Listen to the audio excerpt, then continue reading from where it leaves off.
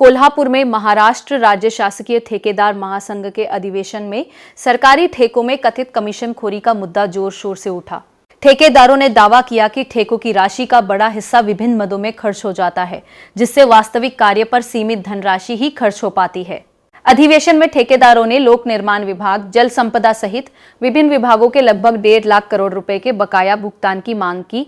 ठेकेदारों का कहना है कि भुगतान नहीं होने से निर्माण कार्य प्रभावित हो रहे हैं और नए काम लेना मुश्किल हो रहा है। इस दौरान ठेकेदारों ने निर्माण कार्यों की गुणवत्ता और भुगतान व्यवस्था में सुधार की मांग भी उठाई।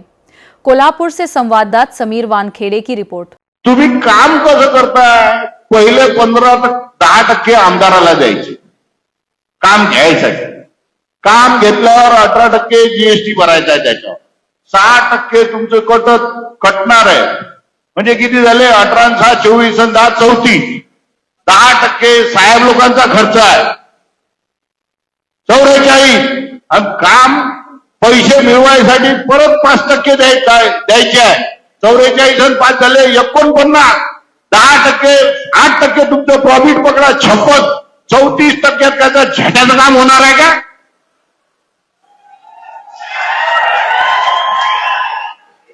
आणि वरून परत हेच आमदार म्हणणार रस्ता खराब झाला, नाली खराब झाली, भाडं खाणं बंद करा ना तुम्ही।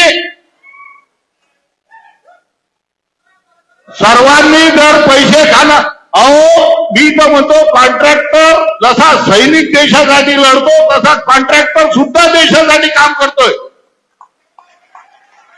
आम्ही रस्ते बनवतो, आम्ही दळणवळणाचे साधनं बनवतो, आम्ही ब्रिज बनवतो, लोकांना सुविधा बनवतो। अहो तुम्ही याच्यात भाडं एवढी खाणार की त्याच्या घरचे लेकरं जगणं मुश्किल होणार आहे ठेकेदाराचे। याच्यात लेकरं मोठे करा लीडर लोकांचे, आणि त्याच्यासाठी काम करता का तुम्ही?